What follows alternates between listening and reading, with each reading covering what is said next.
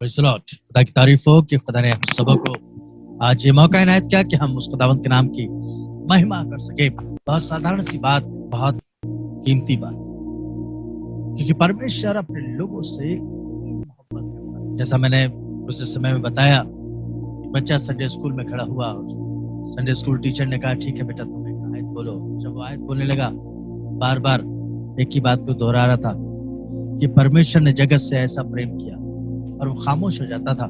इस बात को कह करके खामोश हो जाता, और फिर वो कहता था कि परमेश्वर ने जगत से ऐसा प्रेम किया, फिर वो खामोश हो जाता था, फिर कहता था कि परमेश्वर ने जगत से ऐसा प्रेम किया।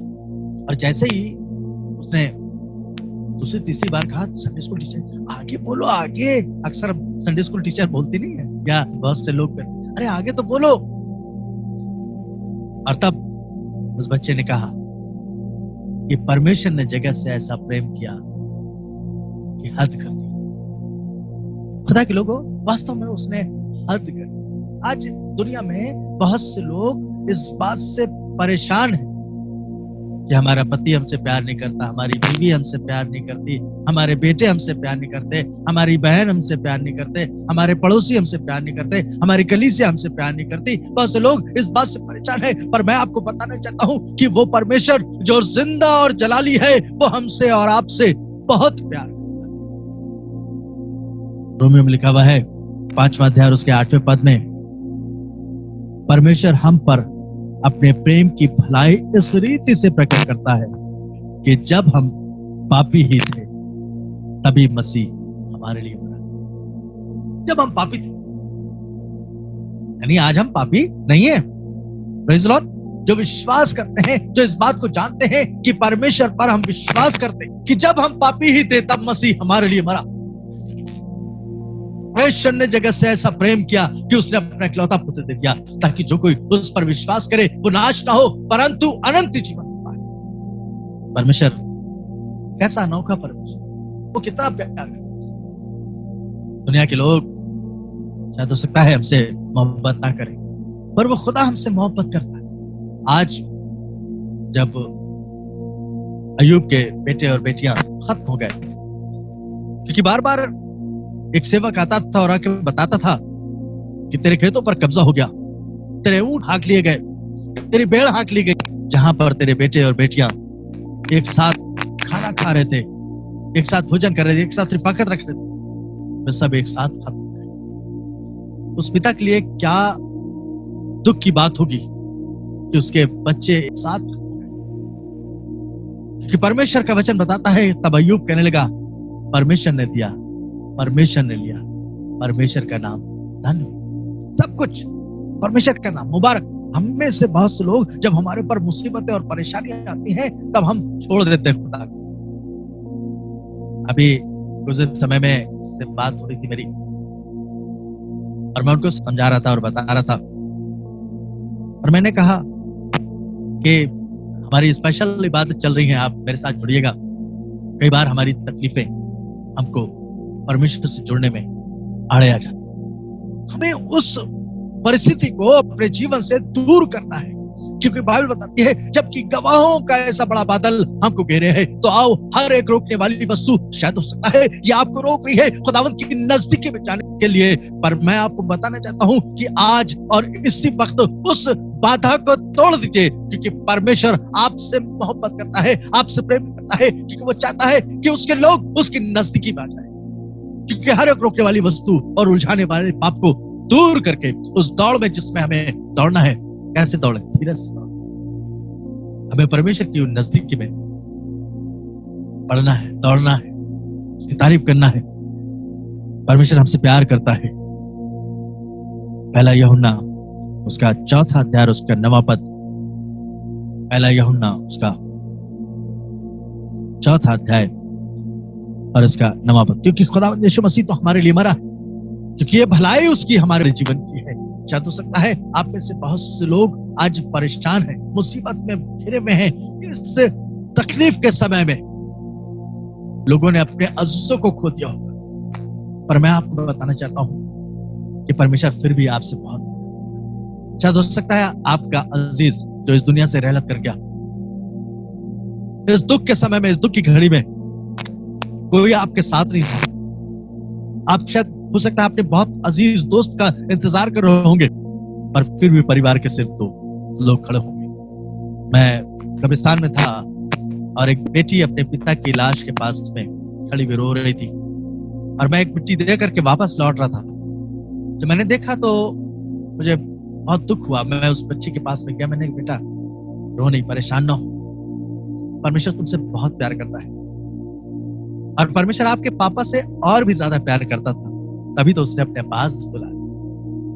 कई बार हमें लगता है कि हमारा अजीज हमसे दूर हो गया है, हमसे अलग चला गया है। कितना हाहाकार लोगों के जीवन में, पर परमेश्वर आज आपसे प्यार करता है, और आज और इसी वक्त खुदा का कलाम हमसे कुछ इस प्रकार से कहता है। पहला यूहन्ना उसका 4 अध्याय और उसके 9 पद, जो प्रेम परमेश्वर हमसे रखता है वह इससे प्रकट हुआ कि परमेश्वर ने अपने इकलौते पुत्र को जगत में भेजा है कि हम उसके द्वारा जीवन पाएं।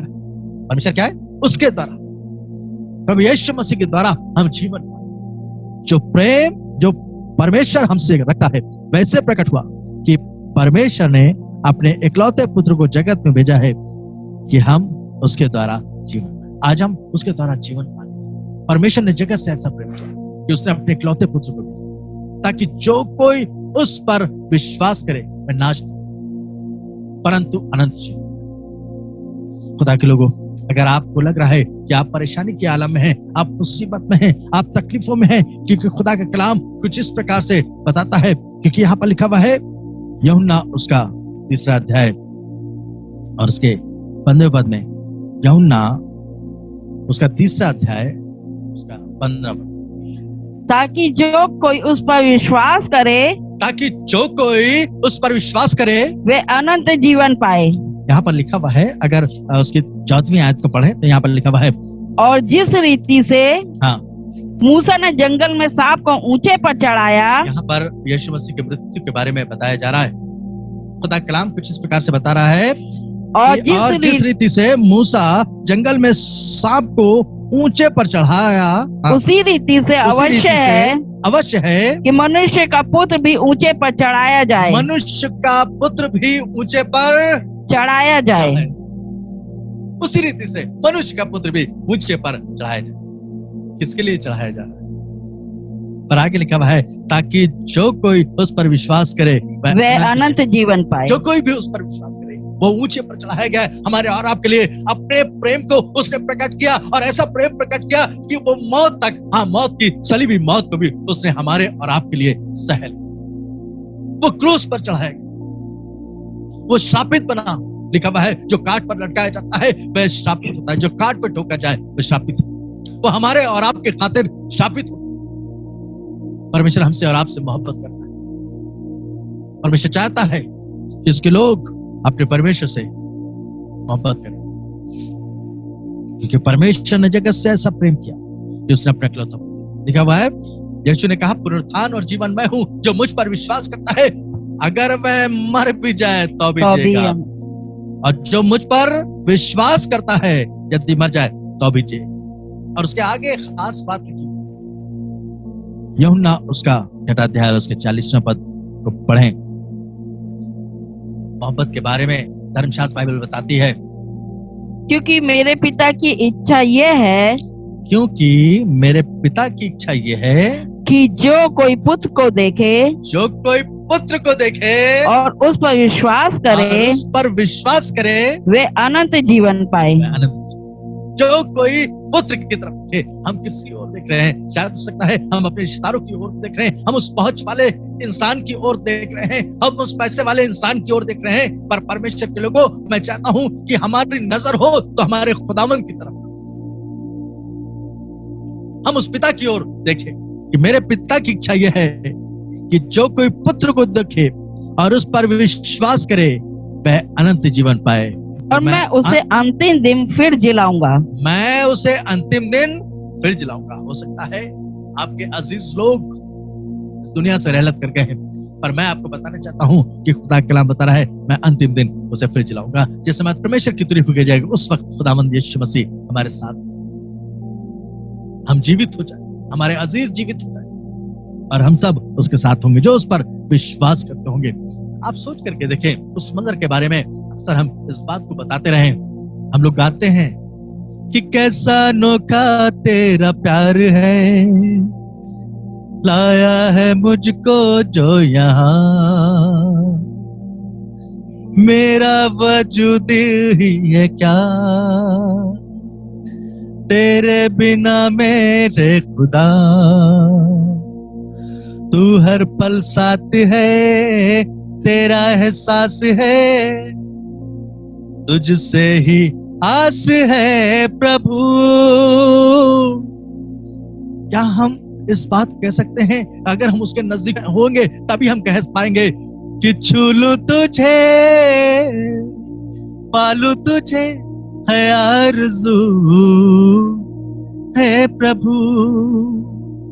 हाँ परमेश्वर के लोगों, हमारी और आपकी आरज़ू हो कि हम उसे छू लें, उसे पालें, उसके नजदीक रहें, उसकी मौजूदगी में बने रहें, क्योंकि उसकी इच्छा ये है कि जो कोई पुत्र को देखे और उस पर विश्वास करे अनंत जीवन पाए।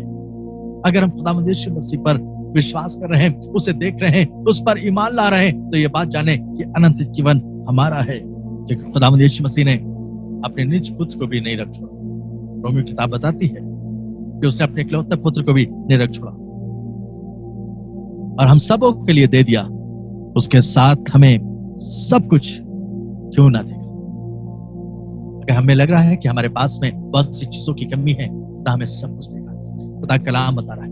परमेश्वर के लोगों, अगर आपको लग रहा है कि खुदा आपसे मोहब्बत नहीं करता है, वो आपकी फिक्र नहीं करता है, आपकी तरफ देखता भी नहीं है, आपने इतनी प्रार्थना करी है, आपकी प्रार्थनाओं को उसने नहीं सुना है, पर मैं आपको बताना चाहता हूं कि परमेश्वर आपसे बहुत प्यार करता है। खुदा कलाम बताता है, जब इब्राहिम से कहा कि तू अपने इकलौते पुत्र को ले और उस पहाड़ पर चला जा और उसे मेरे लिए कुर्बान कर दो, अपने बेटे को। कह देता जो तुम्हारे पास जानवर है, सबसे अच्छा जानवर ले जाओ। पर परखना मांग रहा था। शायद हो सकता है हम में से बहुत से लोगों की परख हो रही हो। किसी पासबान ने कहा कि हमें आवश्यकता है परमेश्वर के भवन के लिए। हमें लगे कि अरे मैंने तो बहुत सी चीजों में बचा बचा के रखा है अपने इस बेटे के लिए, इस बेटी के लिए। मैं कहानी पढ़ रहा था और उस कहानी में कुछ इस प्रकार से था, सच्ची कहानी। एक खुदा का सेवक अनाउंसमेंट कर रहा था। एक कन्वेंशन चल रही थी और उस कन्वेंशन में बहुत से लोग बुलाए गए, पर बारिश होने के कारण बहुत कम लोग वहां पर आए। और जो लोग आए तो वो इधर उधर खड़े हुए थे, पर प्रचारक प्रचार कर रहा था क्योंकि वो परमेश्वर से प्यार करता था। उसे मालूम था कि बरसात क्या करेगी। हो सकता है जो 50, 60, 100 लोग जो खड़े हुए हैं वही परमेश्वर ने हमारे पास भेजे हों। पर उसने जो काम करने के लिए आया था, उसने अनाउंसमेंट किया कि मैं एक चर्च बनाने जा रहा हूं और मुझे कुछ पैसे की जरूरत है। वो खुदा का सेवक प्रचार करता रहा और उसने कहा कि अगर कोई भी अपने किसी भी अमाउंट को देना चाहे तो हमारे सेक्रेटरी से जाके मिले इसके बाद में और उस अमाउंट को दे दे। एक शख्स छाता लगाए हुए खड़ा हुआ था और सुन रहा था और उसने अपने बेटे के लिए 25,000 रुपए जमा किए हुए थे। वहां पर पहुंचा सेक्रेटरी के पास में और एक शख्स वहां पर बैठा हुआ था और जाकर के सेक्रेटरी से बोलने लगा, सर मैं अपना पैसा जो मैंने अपने बेटे की इंजीनियरिंग के लिए जमा किया था कई वर्षों से। तो उन्होंने पूछा क्या करते हैं आप? तब उसने बताया कि मैं बहुत छोटा सा काम करता हूँ और मैंने उसी पैसे को जमा कर करके बनाया है, क्योंकि अभी बेटे के लिए काफी समय बाद जाएगा इंजीनियरिंग में। जैसे ही वो इस बात को कहने लगा कि भाई मेरा पैसा ले लीजिए, उन्होंने कहा नहीं, आपका पैसा मैं नहीं ले सकता क्योंकि आपकी अर्निंग बहुत कम है। आपने अपने बेटे के लिए उस पैसे को जमा किया। उसने कहा नहीं, आप मेरी आशीष को ना रोकिए। उसने बहुत इंसिस्ट किया पर सेक्रेटरी बार बार कहता रहा। मैं आपको बताना चाहता हूँ, शख्स वहां पर बैठा हुआ था, एक इंजीनियरिंग कॉलेज का मालिक था, पर वो कहने लगा कि तुम किसी भी इंजीनियरिंग कॉलेज में अपने बेटे को दाखिल कराना चाहते हो, मुझे बताओ जो सबसे अच्छा हो, तुम्हें जो सबसे अच्छा लगे। और वो सबसे अच्छे कॉलेज का मालिक था और उसने कहा कि जब तक के वो पढ़ेगा तब तक के मैं उसकी फीस माफ कर, ताकि लोगों वो पैसा तो उसने दिया। कई बार हमें लगता है कि हमारा जो पैसा जमा है वो शायद हमारे लिए, अपने लिए है। अगर हम वो खुदा के लिए दे देंगे तो खुदा उसको कई गुना वापस कर, कई गुना वापस कर। परमेश्वर का वचन सच्चा है। इस प्रकार से इब्राहिम अपने बेटे को लेकर के जा रहा था और वो सोच रहा था कि शायद मेरा इकलौता पुत्र है। परमेश्वर ने कहा है कि मैं तेरे बच्चों को बालू के किनकों के समान और तारा गणों के समान चमकदार बनाऊंगा, अनगिनत। पर परमेश्वर के लोगों, उसने शायद ये विचार भी नहीं लेकर के आया। बेटा जब सवाल कर रहा होगा तो शायद बाप के आंसू गिर रहे होंगे। पापा से पूछ रहा, पापा मेरे पास में लकड़ी है और आग है, सब कुछ है मेरे पास, पर मेमना नहीं है। परमेश्वर प्रयोजन करेगा। कई बार आपको लग रहा है कि परमेश्वर आपसे प्यार नहीं करता है। खुदा के लोगों, परमेश्वर आपके जीवन के लिए प्रयोजन करेगा। हो सकता है आपकी तमाम समस्याएं बहुत बड़ी हो, आपको लग रहा है कि बहुत बड़ी समस्या है, परमेश्वर आज आपके लिए वो कार्य करे, परमेश्वर आपकी सहायता करे। यूहन्ना उसका 10वां अध्याय और उसके 28वें पद में लिखा हुआ है कि मैं उन्हें अनंत जीवन देता हूं और वे कभी नाश ना होगी। खुदा ने कहा कि मैं तेरे बच्चों को, तेरे औलाद को बढ़ाऊंगा, तो वो बढ़ाएगा, क्योंकि खुदा कलामत तरह है, मैं उन्हें अनंत जीवन देता हूं। क्या करता हूं? अनंत जीवन देता हूं और वे कभी नाश ना होगी और कोई उन्हें मेरे हाथ से छीन ना लेगा। परमेश्वर आपसे बहुत प्यार करता है। दूसरा कुरिन्थियों उसका 5वां अध्याय और उसका 19वां पद। दूसरा कुरिन्थियों उसका 5वां अध्याय और उसका 19वां पद। अर्थात परमेश्वर ने मसीह में होकर, अपने साथ संसार का मेल मिलाप कर लिया जी, और उनके अपराधों का दोष उन पर नहीं लगाया। उनके अपराधों का दोष यानी हमारे अपराधों का दोष हम पर नहीं लगाया। हम तो पापी थे, हम में से बहुत से लोग गुनहगार थे, पर उस पर विश्वास करने के द्वारा कि वह हमारे लिए कब है, जो हम की तरफ देखते हैं, उस पर विश्वास करते हैं, अनंत जीवन हमें मिल जाता है। यहाँ पर लिखा हुआ है, और अपने साथ संसार का मेल मिलाप कर लिया और उनके अपराधों का दोष उन पर नहीं लगाया, और उसने मेल मिलाप का वचन हमें सौंप दिया। के लोगों, हमसे इतना प्यार, इतनी मोहब्बत करता है। इब्राहिम गया और उसने वेदी बनाई, और वेदी बनाने के बाद में शायद उसने बड़ी चुन चुन करके उन लकड़ियों को रखा होगा जो चीर करके लेकर के गया होगा। मेरे बेटे को फांस न लगे, अभी उससे ज़बह करने जाने वाला है। जब उसने सजा ली तब उसने एक काम किया, अपने बेटे के हाथ पांव बांध करके उस पर लिटा दिया और छुरी ली, और छुरी लेकर के जैसे उस पर चलाने वाला था। उत्पत्ति उसका 22वां अध्याय और उसके 12वें पद में लिखा हुआ है। उत्पत्ति उसका 22वां अध्याय और उसके 12वें पद में यहाँ पर कुछ इस प्रकार से लिखा हुआ है, उसने कहा, उस लड़के पर हाथ मत बढ़ा और ना उससे कुछ कर।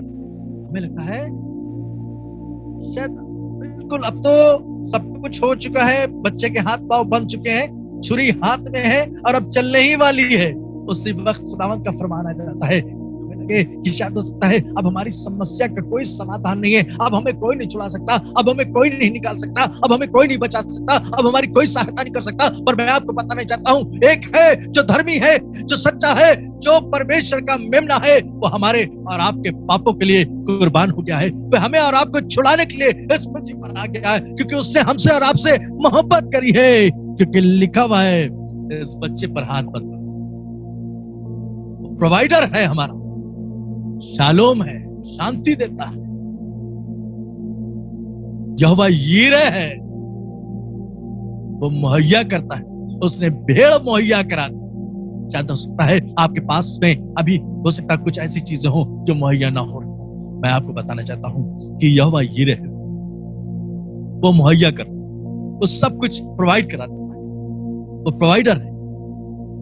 पर यहां पर लिखा हुआ है, उससे कुछ ना कर, क्योंकि तूने जो मुझसे अपने पुत्र वरन अपने इकलौते पुत्र को भी नहीं रख छोड़ा, इससे मैं अब जान गया हूं कि तो परमेश्वर का भय मानता है। है मां ताकि लोगों, अगर हम परमेश्वर का भय मानते हैं, परमेश्वर पर विश्वास करते हैं, उस पर ईमान रखते हैं, उसको देखते हैं, उसी की तरफ देखते हैं, मैं आपको बताना चाहता हूं परमेश्वर आपके लिए सारी चीजें मुहैया करता है और हमें प्रोवाइड करता है। आज आपको लग रहा है कि आपकी सहायता के लिए कोई नहीं है, मैं आपको बताना चाहता हूं एक है, वो उसका नाम है प्रभु यीशु मसीह। वो आपकी सहायता करेगा, वो आपकी मदद करेगा। आप ऐसे बहुत से लोग शायद हो सकता है तमाम परिस्थितियों से गुजर रहे हैं, लग रहा है कि बस सब कुछ खत्म, और मैं आपको बताना चाहता हूँ परमेश्वर है, परमेश्वर है, वो आपकी सहायता करेगा। हम अपनी आंखों को बंद करें और उस परमेश्वर से कहें, खुदावंद मुझ पर फजल कर, मुझ पर अनुग्रह कर,